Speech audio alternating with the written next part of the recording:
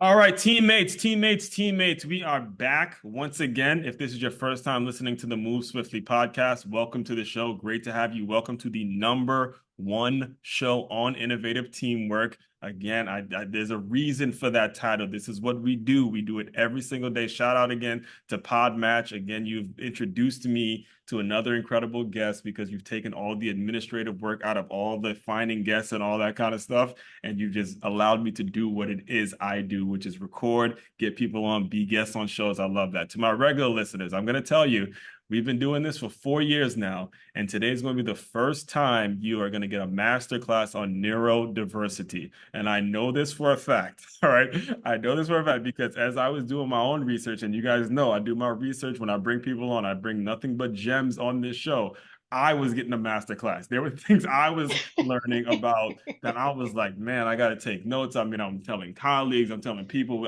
For those of you guys who do know, I teach at a school where we have some kids that are kind of they have learning disabilities, and we want to work to get them right. And we have someone on. Her name is Miss Katherine McCord, who, if you were making excuses before today's episode, I don't want to hear shit. All right, we're gonna just keep it on the way. Amen. I don't want to hear Amen. shit after you hear today's episode. So with all that, Catherine, I don't want to make the intro too long because I can get going. I can get going. I want these episodes in the solo episodes. I'm going to bring you on and just introduce yourself and talk a little bit about your background and things. I'll give you the mic. I'll kind of give you an open slate to do what you do. I know you're Thank good at you. that. So No, thank you. And thank you so very much for having me. And by the way, I totally get that. I'm a host too. And so I completely feel that you get going, you feel that energy. So no sweat.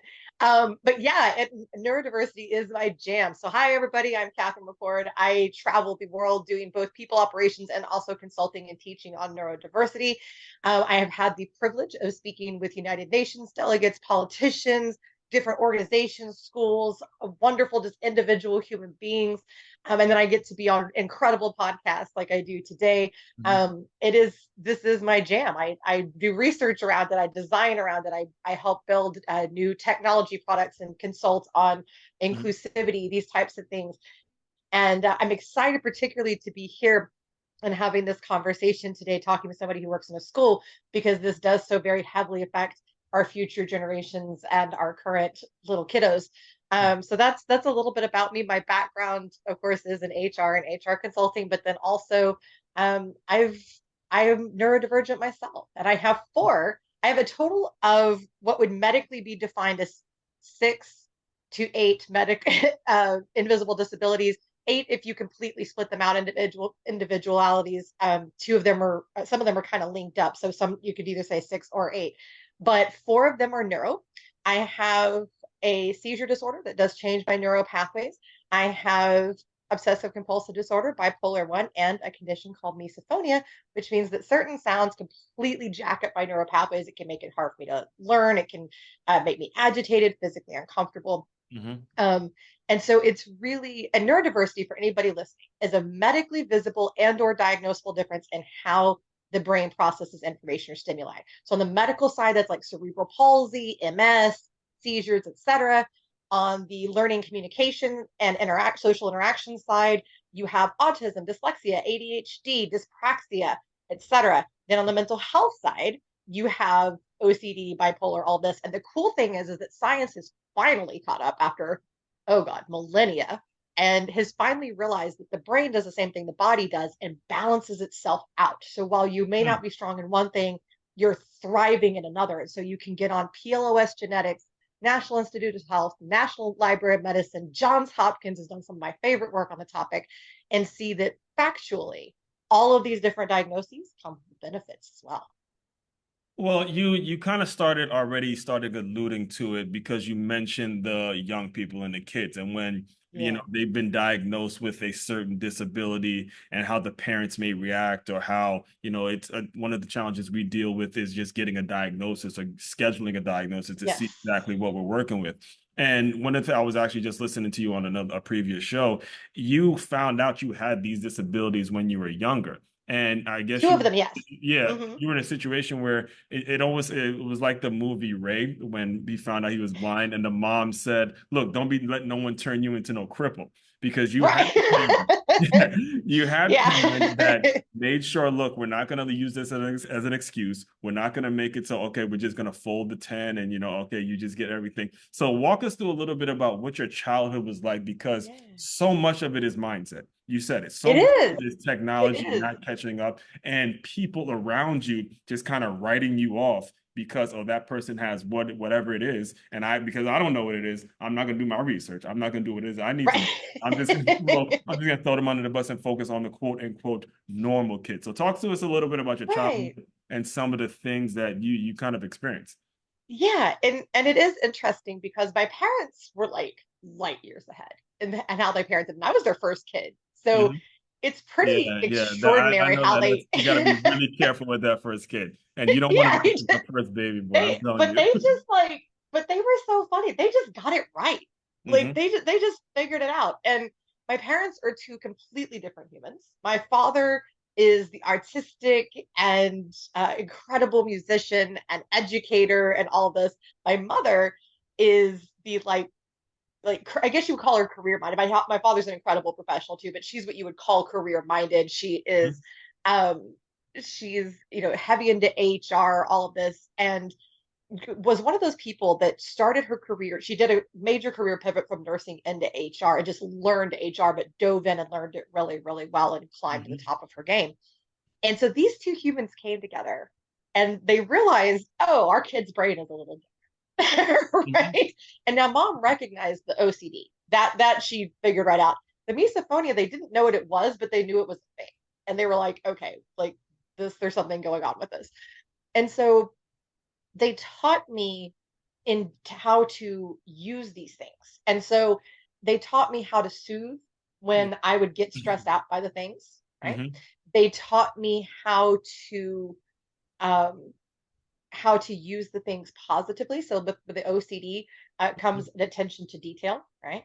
And it then can be and you can be inclined to be heavily organized. Right. And so they taught me to use these things. And it was never like something is wrong with you, something's defective. It was just Right. part of teaching your child as they are. And that's kind of what I took from them is they focused on who I was, not what they thought in their mind I would come out as, right?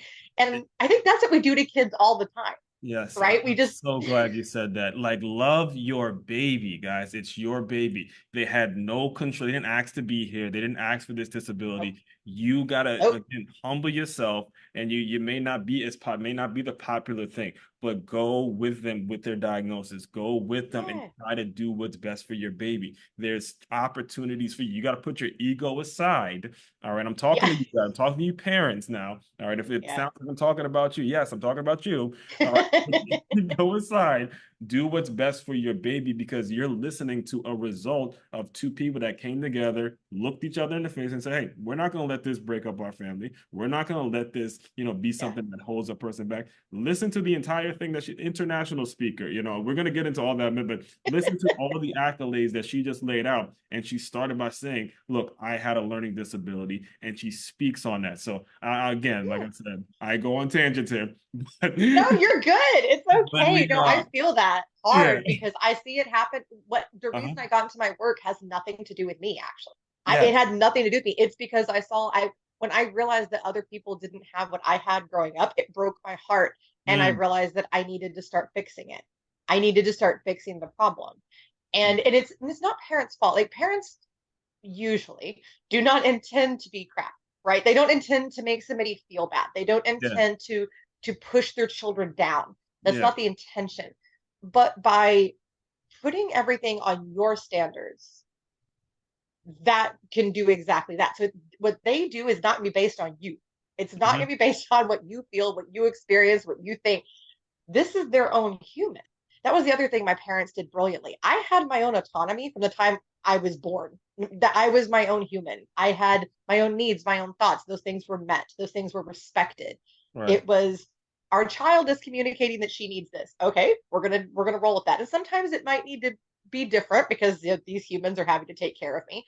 I got you. But they very much gave me the space to be myself, to speak up, Hmm. and um and to grow as I was. And that was a huge gift as well. Again, kudos to my parents. I give them so much credit for everything. but and they weren't perfect, but they did a great job. And so with these kids and with these human beings that have these differences, the problem is that the world, so there's three different types of disability, right? There's Hmm. medical, there's legal, which is American Disabilities Act, and then there's societal. And societal sucks because that's when society has assigned something to you. Hmm. And that's either because you just happen to function differently, or it's because they don't want to. Like, I don't want to do it.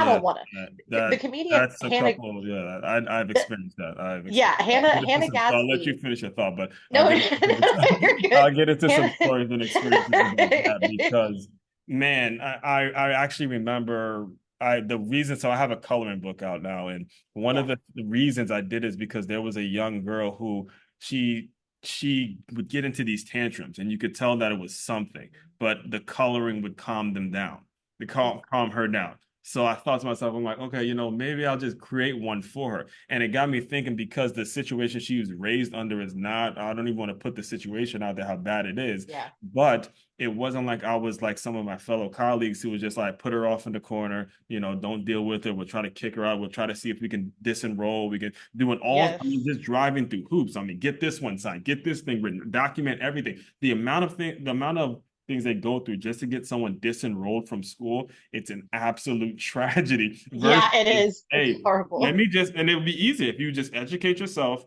This is how I do things, and make yourself a little more flexible in the business. So, I mean, So let's talk about that. Hold on. yeah, that's what I was Let's gonna talk say. about that because you hit on exactly what I teach, which is Yeah, that's what universal I want design, to, right. And then right? again, for you fellow, for you teammates, you guys know it's all organic. This is nothing. I have no notes. This is nothing planned. This is all. Nope, Please go ahead. nope, Please go no, ahead no, and hit universal design.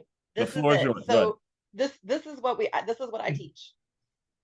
And the concept, by the way, so the glowing example of this thriving was, and I teach it slightly differently than how they did it, but Hewlett Packard, Mhm. in honoring their founders, did a wonderful job of creating universal design in their workplace. And what universal design means is that you design for everybody as best you can, and then you build in flexibility so that when something needs to adjust or change, including to meet an individual's needs, it's very easily done. Okay. And so they did this, and they let people, they just said, whatever you need, do that. So people sat on yoga balls, people walked while they worked, they formed symbiotic work cells, which is where several people come together to complete the body of work. You have people that use headphones, people that Yeah. just did whatever, only did email versus calls, whatever. Hmm. And what they found is that productivity went up 33%. Hmm. There was more innovation, more creativity, less call outs, happier, healthier, and it was infinite. The benefit was infinite. Of course, that eventually turned Yeah. into better customer,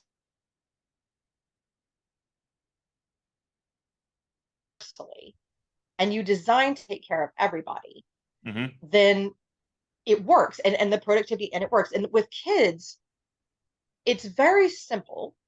They learn how they learn. You can't get, for instance, a visual learner and make them learn by yakking at them all day. It doesn't work. It's never going to work.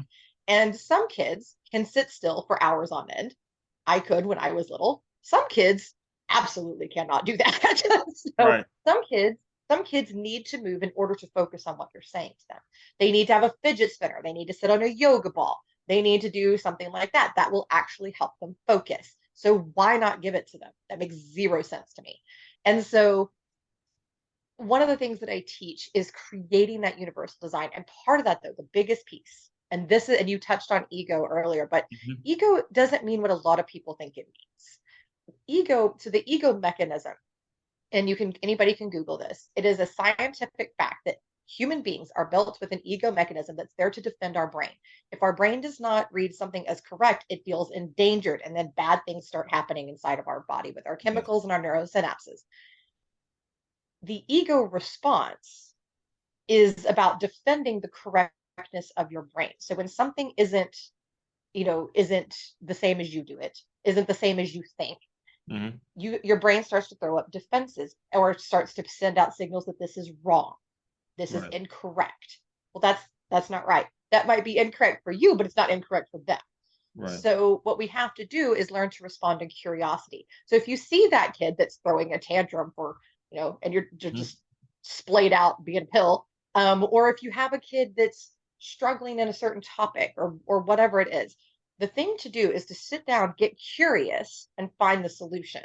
And teachers, I get it. I know your job is tough enough as it is. I know you have Yeah. way too many. Like, I'm not dissing on teachers here. I want to be real clear about that. Right, right, right. I understand how tough your job is, but it would be a lot easier if we set you up for success as a society, as as your leadership, your HR, and gave you the authority and the autonomy to sit down and be curious with your students and help them to thrive.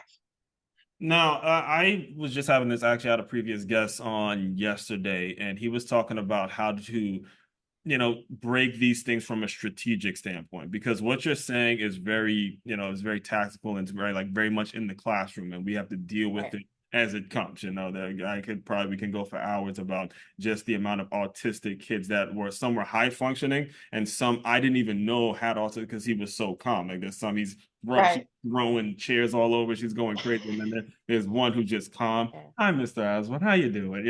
And you would Yeah. have never known that he actually has a disability. So when it comes to getting laws passed or like puncturing the systematic way, excuse me, the systematic way in which a teacher or an administrator is able to just shove those kids to the side, what are the steps that we can do from a strategic standpoint to like get things coming from the top down? From the Because it top seems down. like with you, I you've been able to like get like some of and this is something I've learned being an educator for as long as I've been. It's not even, believe it or not, it's only been like 3 years.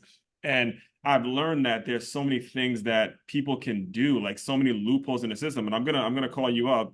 I'm not gonna say your name, but you're gonna know exactly who I'm talking about when I tell the story. But we had a highly functioning autistic kid, and it was a kind of a daycare slash educator school that I worked at. And I mean, bad. I mean, he's going, I mean, just, and it would be something like, I'm just hungry type. yeah. like you Yeah. just say that. But, so anyway, I saw the dad at a Chipotle, and I'm like, oh, you didn't bring so-and-so back. And what was told was that we had no more room when we had plenty of room. But we had plenty of room. And then I saw, Ooh. again, I know you know who I'm talking about. I saw her the next day. I'm like, I saw so-and-so's dad, and he was saying we didn't have room. And she looks at me like, what'd you tell him? I'm like, oh, I don't know. That's not my department. What are we not out of space? And then I got to the reality. It's like, you lied to him. It hit Yeah, me. which I is realized you gross. lied to the Which is dad because gross. you got tired of now. The question is, how can we stop someone from being able to do that? Because that is like, to me, that's Well, major. technically, it's already in place. That's the American Disabilities Act, That's what I, ADA. It's already in place. But people have to file the discrimination cases. If they don't, right. it's, and here's the And thing. to before you even go, just so we're clear, listeners, this was a single dad. This was not a dad who has Oh, the luxury of having one. He had to oh, drive a great distance just to get his kid. And I mean, bless his the heart. way it weighed on him, it was so tough. And being again as a black man, I was feeling for him because it's like, God, Lee, you got that, and then you gotta work, and then you gotta this, and He then got all the things happening with his life. yeah, That's you all. get told, oh, there's no more room for your son, and it started to weigh And on let my. me tell I'm you, actually single glad dads I can get it off my chest. Yeah, single dads get a lot of discrimination in the yeah. workplace, and it is horrible. It is horrible. I've seen it for years working in HR stuff Mhm. and consulting. It is awful. So yes, nothing but sympathy for that human being. So here, so the first thing I'm going to give you is my HR response to that situation. Mhm.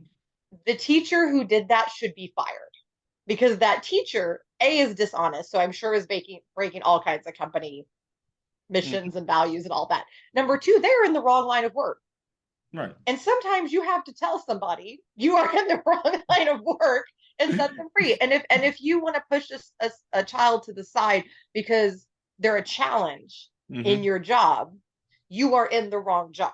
Okay, that's the Now HR she'd honestly she'd be the first to tell you she's in the wrong job. Every time she gets asked about it, it pays the bills, it pays the bills. So she'd be the Well, then first one to tell you. She'd be the you first one to tell well, you. uh Yeah, it's And that time to takes us, well, change. There's that'll plenty of probably other take jobs us out there. to another So conversation on the that's importance of another conversation. entrepreneurship and making sure you have your own business. But I won't take you down But that road here's right now. I'll let you finish out your thoughts.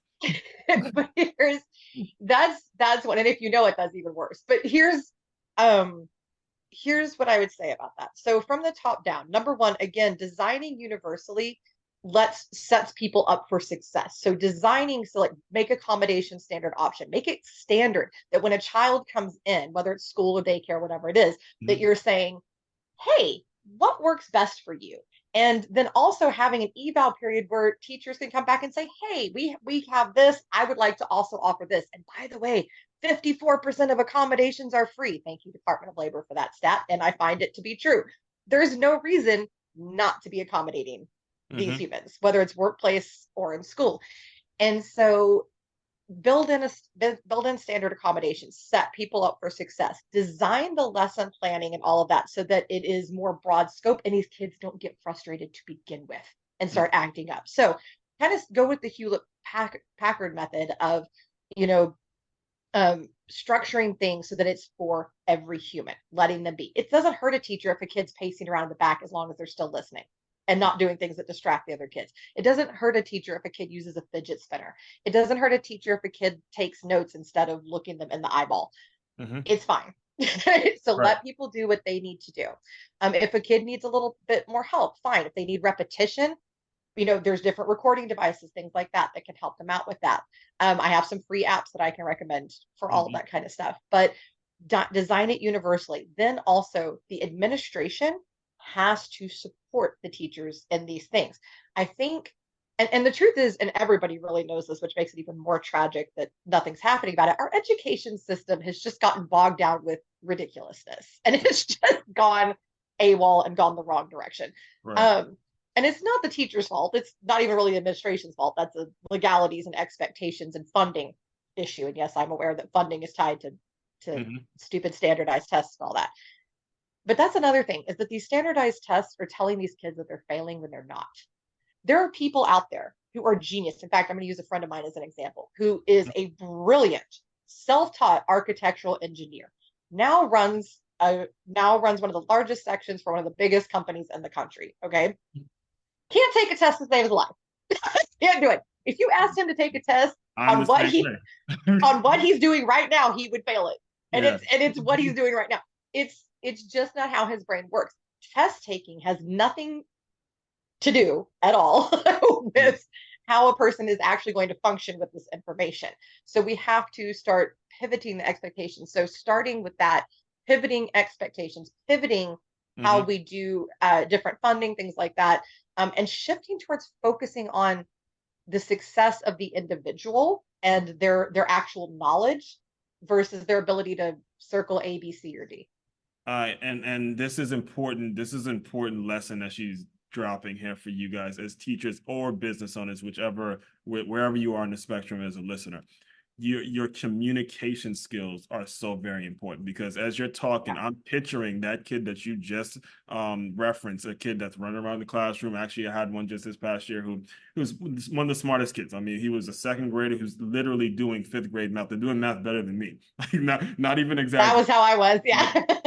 We gave him a fidgeter, we gave him all these things, and the other students look at it and say, hey, that's not fair, we want to play too. And it took us simply communicating delicately to the other kids, hey, he's just in a situation where he's not any less or better than you. It's just a situation where he has a condition, or make sure you use your words very delicately as you explain it to the other class, so he doesn't feel like a separate, or he doesn't feel like he's someone, he or she, excuse me, doesn't feel like they're separate from the other kids. It is so Right. important that you stay on top of your communication skills. You cannot Yes. look at this. And again, you're not going to do this if you're just paying the bills, if you're just, getting a salary, if you have got to love these kids. I can't Yes. stress that And enough or your because, employees. If you're and in your leadership in employees, a and it's the company, it's the same same thing. thing. Same Same thing. exact thing. You have to love these kids or the employees that you work with, or it won't work. You Yes. yourself, I'm talking to you, owner, won't develop to do the things. You're going to cut the deals that's going to make you the money. Right. And then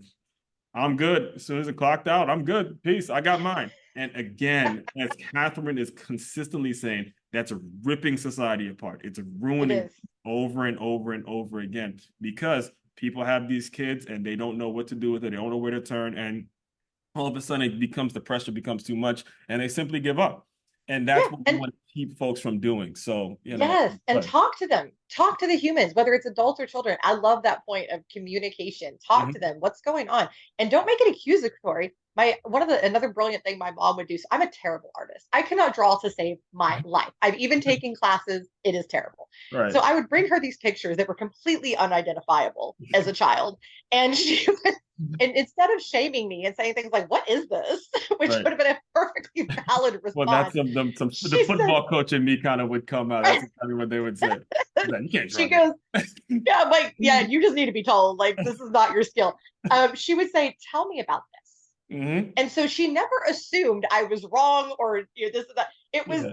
tell me about this. And if Hmm. you use that with kids that are doing something different, tell me about this. Tell me, Hmm. what's motivating you to get up and walk around? Tell me what's motivating you to lay your head down on your desk. What's motivating you to Hmm. do this? Talk to me about this.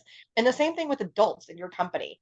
Tell me about this. If Yeah. somebody is struggling with something, tell me about this. If somebody is needing to do something differently, all right, cool. Tell me about that. That's what you need to hear. And when somebody says something doesn't work for them, it's not an attack on you. Calm Hmm. down. Nobody's saying you're wrong or you're bad. They're saying it does not work for them. It is a me statement. Right. And Yeah. so believe that, take it seriously, and then pivot to help them out. Yeah, It's and simple. also something you said that I'm going to make sure we don't brush over is this invention of standardized tests because Oh, yes. not only tell a kid how stupid or dumb they are now, it puts pressure on the teachers because if certain test scores aren't where they need to be, now this Yeah. teacher is in fear of losing their job. All right, It's so true. Yeah. one of the things that drew me to the school I'm currently at is it's named the Center for Creative Education, is we use an art integrated education system. So we use art activities to engage them in learning and math, science, social studies, things like that. And I like that model because we're Yes. constantly engaging them in learning. But to anyone that's listening in that may not have the luxury or may not know of a style, how do you suggest that they're able to, and for the teachers that care about it, the parents and the teachers, Right. how do you suggest that they go about, attacking that issue with the standardized test? Because I can go on a tangent on that. I mean, even the owner of this school, me and him have gotten about it. I can't stand them. I'm on your side, but then there's some people who are like doctors and they want to make sure there's only one right answer to this. So it's going to be it's going to be like um, Jordan and LeBron. It's going to be an ongoing an debate. ongoing situation for many years. So So here's how do you sort of respond to that? well, here's the first response I give people is, I say, would you say that I'm successful? Hmm. Yes. That's always the answer that I get. Yes. Okay. I refused to take this test when I was younger. Hmm. Wouldn't do it. I did the practice SAT once just because I was bored in Oh class and I man, never did it again. just the name of it is bringing back triggers. Ah, It's hated it's triggering, but I refuse to do it. And you know what? I'm perfectly successful in life and it. business. That did not Completely affect fine. my life one little tiny bit. Thank you for Um, saying that. Yes. and I so it doesn't hurt anything. Like that's the first thing. Hmm. And there are other entrepreneurs out there that have talked about that Yeah. have the same story that they refused to take it, didn't failed it like or failed did poorly, whatever. Right. So it has nothing to do with the guy I just told you about that's going around running multi-state, Mhm. locations for his company. Couldn't take a test to save his life. Like it Right. was ridiculous. And has a genius level IQ, by the way. And so it doesn't mean squat. Like it doesn't. Now, if you just want somebody to do this, okay. But I think we Mhm. also need to change the styles up for people that communicate different ways, people that have different needs. There's no reason it needs to be on a piece of paper or one of those little weird, creepy sheets that they feed through the machine that you use a pencil with. Um, there's just no need. So again, universal design, be flexible. But yeah, it doesn't actually matter. Nobody cares. You don't get to, let me tell you, for years of being in HR, I have Mhm. seen only one company out of the literally like 2000 plus that I have, Mhm. dove into stuff with that ever asked about SAT score. It does not, and it was weird, and they Right. cut it out because nobody would respond to that. And everybody was like, I don't freaking know. Why the frick would I know that? Yeah. Um, Nobody cares. Mm-hmm. Nobody in the real world cares about this. This is some weird thing that we placed in schools that has no real life application. So relax about it. That's my Yeah, advice. that I mean, I think I couldn't say it any more better myself. I mean, it's so much Yeah. pressure that goes on to it, and then when the sad part is what I've seen Zero world this where side of it real world. is when the teachers start to tie it within their worth and their salary, and it Oh, yeah. becomes okay. Am I tenured if my students don't get this? Oh, it's so sad for Standardizing, teachers. they're Yeah. doing those things, and what I've and I'm gonna give you an opportunity to kind of speak on what's next in a second because what I'm learning as I'm still consider myself fairly new in this educator world is because they don't have access to people like you, Katherine. They just don't know you exist. They don't know that there's some. I mean, I've seen women just absolutely break down, cry, and just leave the education space altogether. Like I'm going I've known on a few people that have. yeah, Yeah. I'm going on break and I'm not coming back. I'm work abandoned. I mean, the whole thing. And I just Like I feel can't like, do it. if you want to put your information out there now and just tell people how they can get in touch with you, how they can at least Yeah. reach out to you, how they can work with you, because the missing piece is just not knowing people like you exist. I know for a fact Yeah. that that teacher, she's gotten emotional about the kids, but it's because, again, you don't have a really strong staff. You don't know that people exist that are going to support you through Yeah. the young man that is going crazy. I get you trying to do what because he would be pulling on our shirts and all that. So I Oh, get yeah. you And to it's a just do lot. his, he's trying to do his best for her staff or whatever, but at the same time, I was not okay with because that was my classroom. I was not okay with you kicking out a kid that for that Yeah. way. That was No. really No. immoral. And I understood why she did. So with all that, what's next and then how can people get in touch with you? The floor is yours. So, really and truly, folks, and I teach free classes on how to break your own ego mechanism to respond in Three curiosity. classes, So, folks. She free just classes, reach out to me. I it's got you. there. Free All right. classes for parents, literally anybody. So many different people have taken these classes. So, reach out to me. I'm on LinkedIn. You can find me. I'm very easy to spot on there. Katherine McCord, kmccordspeaking.com if you want me to get on, come to your work, do a virtual whatever. Also, and seriously, just email me. It's kmccord at titanmanagementusa.com. Email me, talk to me. Literally any question is okay. If you want to get personal, if you want to do something with works of whatever it is, I'm here to support you. Mhm. 100%. Yeah.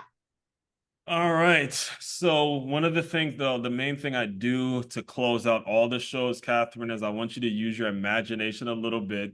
I want you to go back to that little girl who has all these disabilities, is out there. She's in school. She's dealing with this. She knows she has a core what her parents taught her. But again, the societal things you were talking about can be very cruel.